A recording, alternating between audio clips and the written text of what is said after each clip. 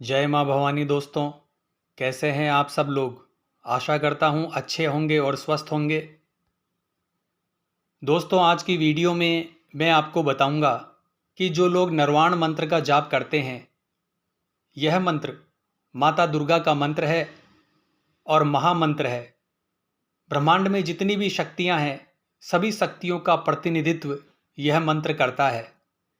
माता दुर्गा के 9 रूपों की शक्ति इसमें है, 10 महाविद्याओं की शक्ति इसमें है, 9 ग्रहों को संतुलित बनाए रखने की शक्ति इसमें समाहित है। साथ ही और भी शक्तियां हैं जो इस मंत्र में समाहित है।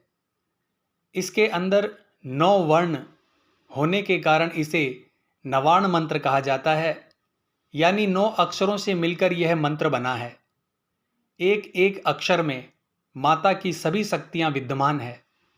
इस प्रकार से माता दुर्गा के इस मंत्र की जितनी भी महिमा कही जाए वह बहुत ही कम है।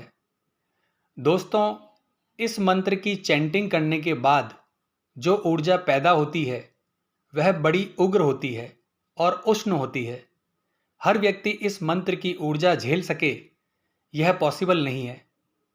तो दोस्तों, नवाण मंत्र क्या है? इसका उच्चारण है दोस्तों, ओम ह्रीम क्लीम चामुंडाय विचे। यह बहुत ही शक्तिशाली मंत्र है।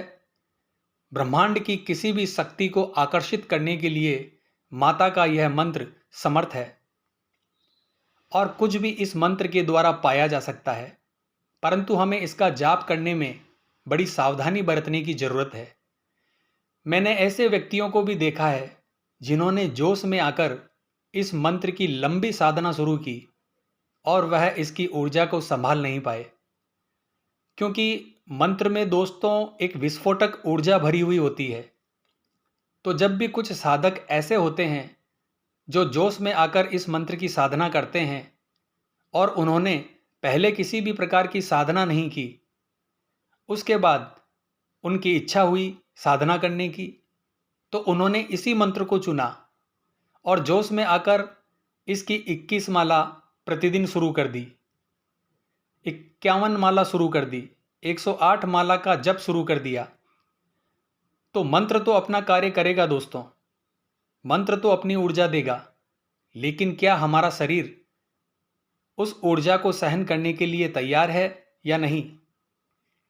इस बात पर हमें विशेष ध्यान देना होगा, वरना इस मंत्र का अधिक संख्या में जाप करने पर कई व्यक्ति विक्षिप्त होते देखे गए हैं, पागल होते तक देखे गए हैं। घर में तरह तरह की परेशानियां पैदा होती देखी गई है। हालांकि यह चीज़ सबके साथ नहीं होती है, लेकिन कुछ व्यक्तियों के साथ यह जरूर होता है। तो दोस्तों, ऐसा क्यों होता है? ऐसा इसलिए होता है कि इसकी ऊर्जा का विस्फोट बड़ी जल्दी होता है और इस मंत्र जाप को करने से आपकी कुंडलिनी शक्ति एकदम से जागृत हो जाती है। और जब कुंडलिनी शक्ति एकदम से जागृत होती है तो आपके शरीर में एकदम से परेशानियां बढ़ जाती है। धीरे धीरे अगर कुंडलिनी शक्ति जागृत होती है तो शरीर उसको सहन कर लेता है, पर एकदम से जागृत होने पर शरीर उसको सहन नहीं कर पाता। फिर हम शिकायत करते हैं कि इस मंत्र के जप से हमें यह परेशानी हो गई है। फिर धन और समय सभी चीज खर्च करने के बावजूद अपनी पहले की स्थिति को व्यक्ति प्राप्त नहीं कर पाता है। और इसके साथ ही कोई भी शक्ति है वह इस मंत्र के द्वारा जागृत हो जाती है, क्योंकि इसकी 3 महाप्रमुख शक्तियां हैं, माता सरस्वती, माता लक्ष्मी और माता महाकाली। इसके साथ साथ माता दुर्गा की 9 शक्तियां इसमें शामिल है, 10 महाविद्याओं की शक्ति इसमें शामिल है। इसके अलावा भी अन्य शक्तियां हैं, और जब आप इन शक्तियों की ऊर्जा को सहन नहीं कर पाएंगे तो आपका शरीर असंतुलित हो जाएगा, आपके चक्र अनबैलेंस हो जाएंगे, आपके मस्तिष्क पर इसका बुरा प्रभाव भी पड़ सकता है। इसीलिए मैं सभी साधकों से यह निवेदन करूंगा कि यदि आप इस मंत्र का जाप करते हैं या करना चाहते हैं तो इसको सर्वप्रथम 1 माला से ही इसका जप शुरू करें। अधिक संख्या में इस मंत्र का जप एक साथ आपको बिल्कुल नहीं करना है। आपको इसका लंबा संकल्प भी नहीं लेना है। अगर आपने लंबा संकल्प ले लिया और संकल्प अगर बीच में टूट गया तो माता की जो योगिनी शक्तियां हैं वह आपको परेशान कर सकती है, क्योंकि इसमें आपका तो संकल्प टूटता ही है, साथ साथ में जिन शक्तियों को आप पहले भोग देते थे, उनके मंत्र का जाप करते थे, वह शक्तियां भी आपसे नाराज हो जाती है। और शक्तियों को संभालना हर किसी व्यक्ति के बस की बात नहीं है।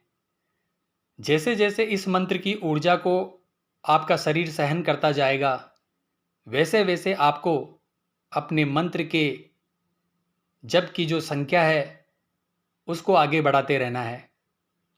दूसरी बात है दोस्तों, अगर इस मंत्र की साधना आपको करनी है तो किसी अच्छे और योग्य गुरु के मार्गदर्शन में ही इसकी साधना करें। इस मंत्र का जाप बगैर किसी गुरु के मार्गदर्शन के आपको नहीं करना है, क्योंकि कौन सी शक्ति आपसे कौन सा भोग मांग ले, आपके सामने कौन सी डिमांड रख दे, कुछ कहा नहीं जा सकता। और यदि आपने उनकी यह इच्छा पूरी नहीं की तो वह शक्तियाँ रुष्ट हो जाती है और उनके रुष्ट होने पर कुछ भी हो सकता है। अगर इस प्रकार की समस्या आपके सामने आती है और आप इस मंत्र का जाप अपने गुरु के मार्गदर्शन में करते हैं तो गुरु इन आने वाली चीज़ों को संभाल सकते हैं। अगर गुरु आपको नहीं मिल पाते हैं तो आप भगवान शिव को अपना गुरु मानकर इस मंत्र का जाप कर सकते हैं।